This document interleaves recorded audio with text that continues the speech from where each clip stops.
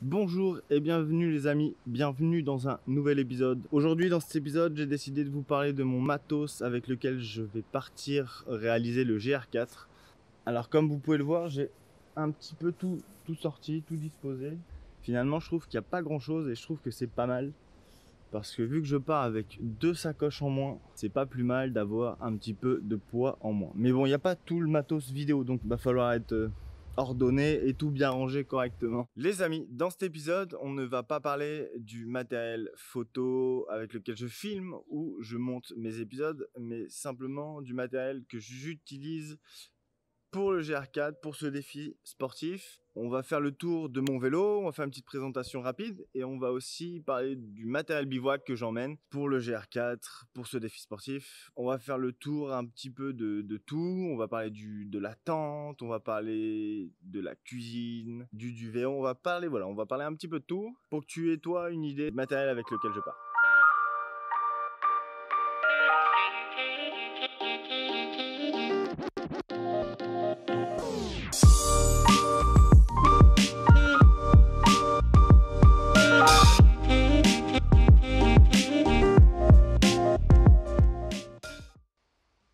Pour le vélo du coup j'ai décidé de partir avec un Orbea, c'est un Alma 2020 il me semble, monté avec 2 gros boudins à l'arrière et à l'avant.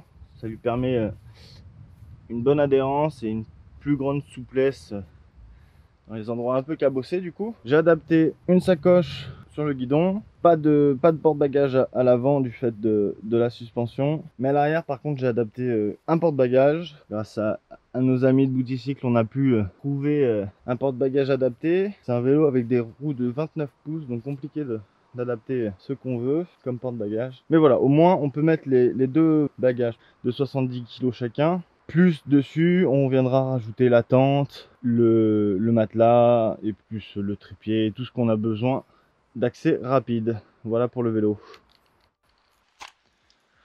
Donc, pour le coup, c'est le bordel ici.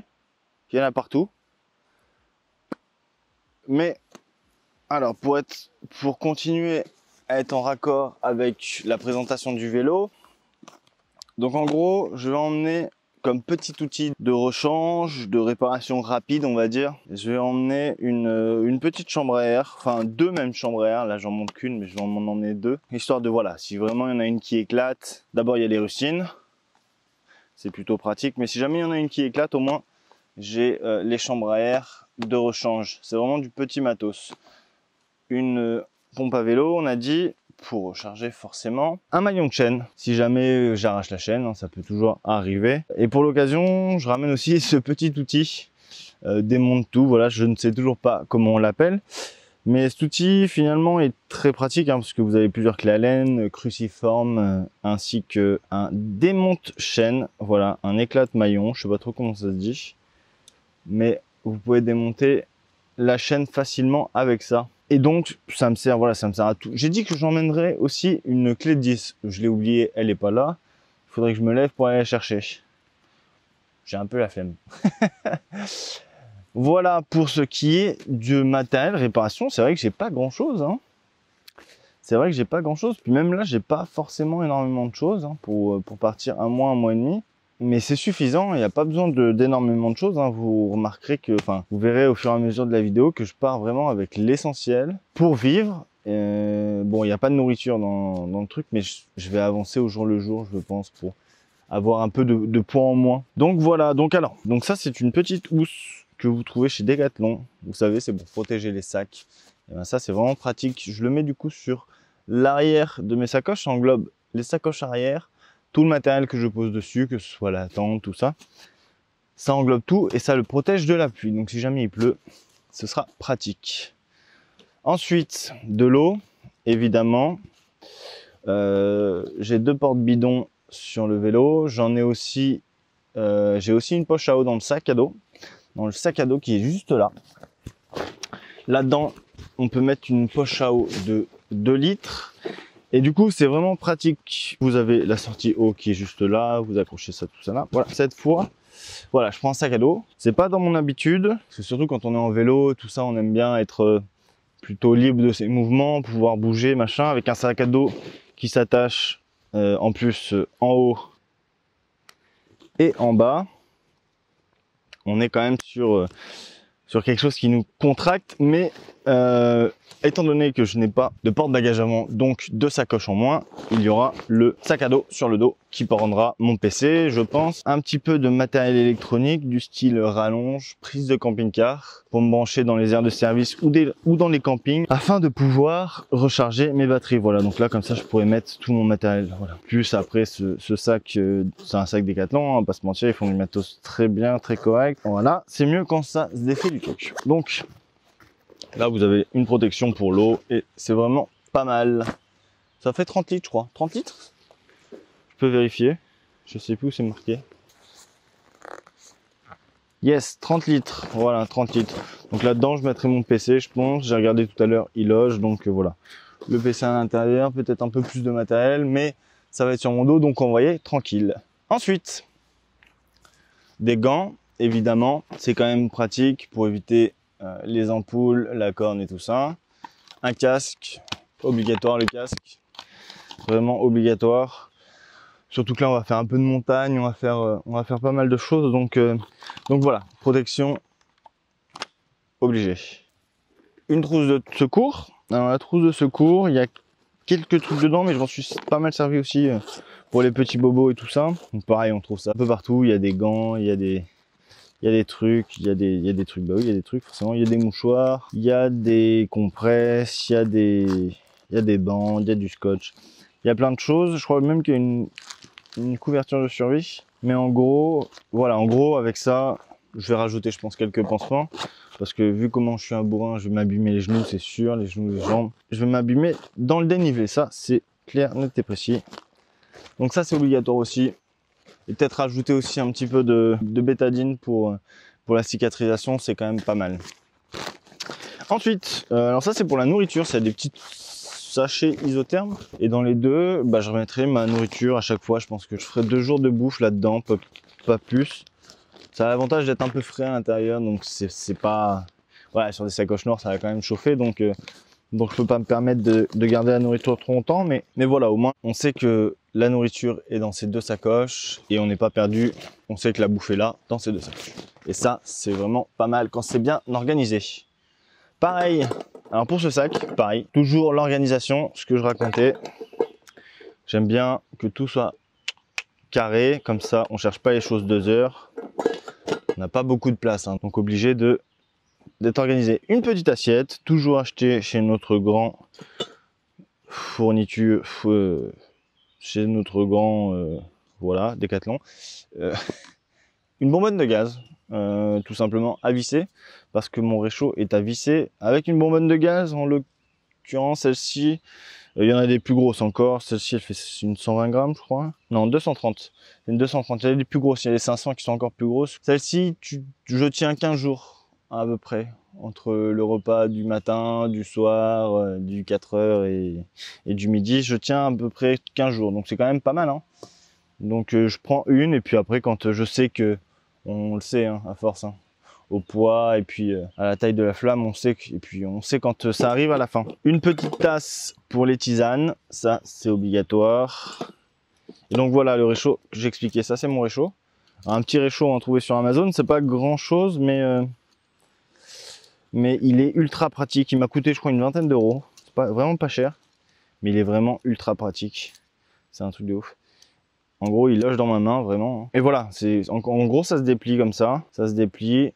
Hop, la bouteille de gaz, elle est un petit peu plus loin. Vous venez, hop, vous venez brancher là. Et voilà, c'est parti. Là. Et vous dites, mais dans quoi il fait sa nourriture? Eh ben, dans cette petite, je vous avais dit, hein, tout est là-dedans. Au moins, tout est organisé. La bouffe, la cuisine, c'est là-dedans. Tout est là-dedans. Donc, vous voyez... Hop, là la casserole, dans la casserole on fait tout, le riz, les pâtes, les steaks, tout, on fait tout là-dedans, fourchette, des trucs qui se plient, toujours des trucs voilà qui prend pas trop de place, qui se plient, voilà. Hop, vous avez le couteau, la cuillère, la fourchette, enfin moi après en couteau j'ai le petit opinel qui va bien, voilà, là au moins on est sur quelque chose de pas mal. Et aussi cette petite cette petite spatule, ce qui va bien. Oui, oui, elle va très bien du coup pour brasser dedans, c'est vraiment parfait. Avec ce petit bol, pour le matin, on est vraiment au top. Donc voilà, j'ai fini pour le côté cuisine, la nourriture. Ah oui, si, et pour laver tout ça, d'ailleurs, il faudra que je pense à prendre une éponge, c'est vraiment important.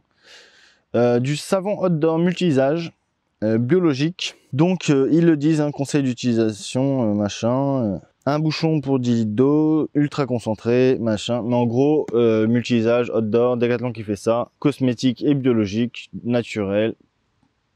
Donc voilà, pour l'environnement, c'est plutôt important de ne pas mettre n'importe quoi dans l'environnement, tout simplement. Respecter un petit peu la nature, pareil pour les déchets. Hein. Là, il n'y a pas de sac poubelle, mais tout le temps, j'ai tout le temps un sac poubelle avec moi. J'emporte tous mes déchets, je ne laisse jamais rien traîner. Et ça, c'est vraiment très important. Et même là, quand je suis arrivé, par exemple, tout à l'heure, il y avait un petit peu de plastique, tout ça. Bah, j'hésite pas, je mets la main à la pâte, je ramasse un petit peu, je me lave les mains après. Enfin, c'est pas ça, voilà. Si tout le monde y met un peu de sa personne, voilà, on nettoie un petit peu les coins qu'on trouve.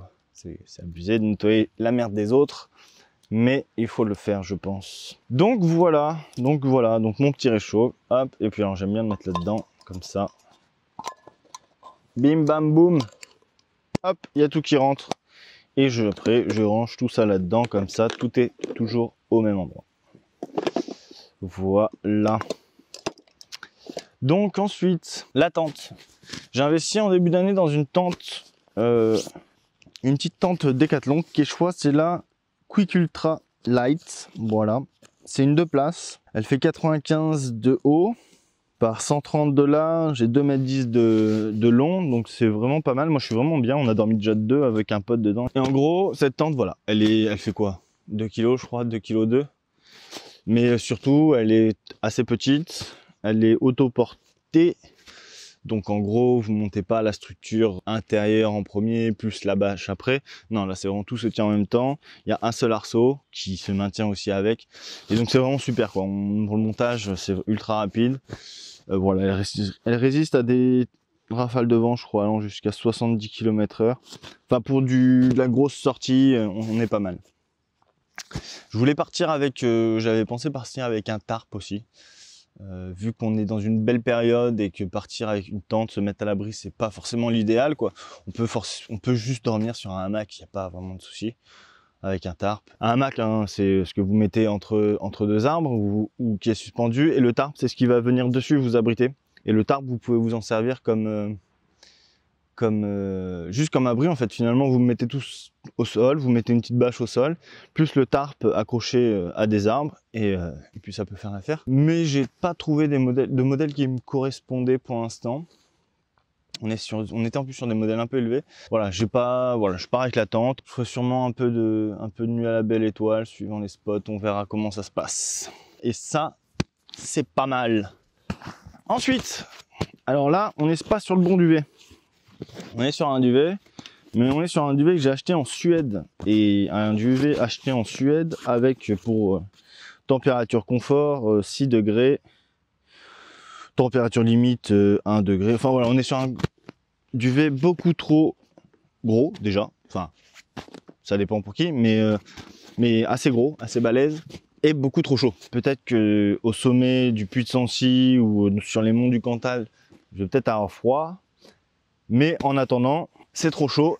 C'est même un peu lourd. Je sais pas, ça doit faire 1,1 kg, 1,1 kg, je pense. Donc je verrai pour prendre un duvet peut-être plus léger, plus compact. Normalement, j'en ai d'autres chez moi. Enfin voilà. Je pars aussi avec donc un cycliste. Hein, ça c'est normal. C'est rembourré en peau de chamois, c'est important.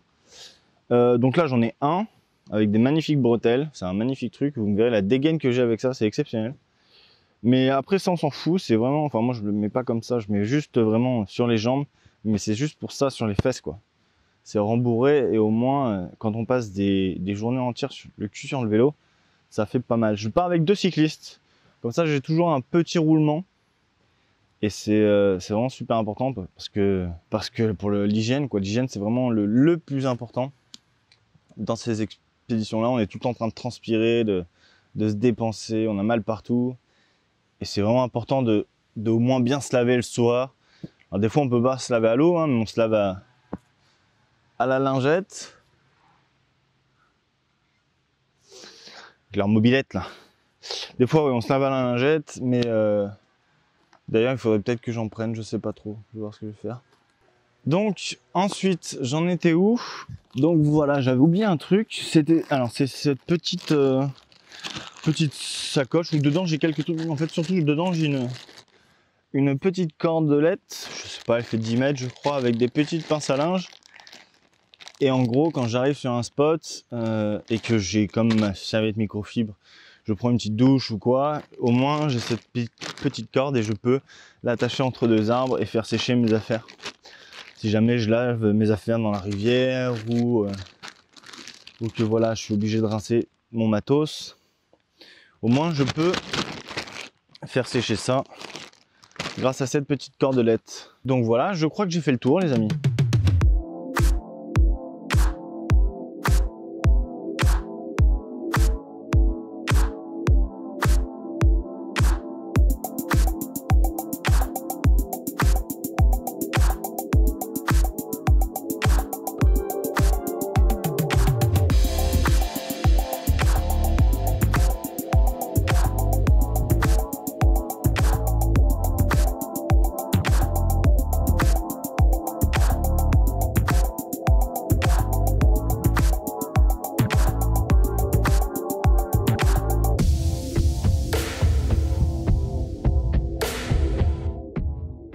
Et voilà les amis, cette vidéo est terminée. Si elle t'a plu, n'hésite pas à mettre un petit pouce en l'air, à t'abonner à la chaîne, ça fait toujours plaisir. Merci à ceux qui ont déjà commencé à faire des dons sur la cagnotte en ligne.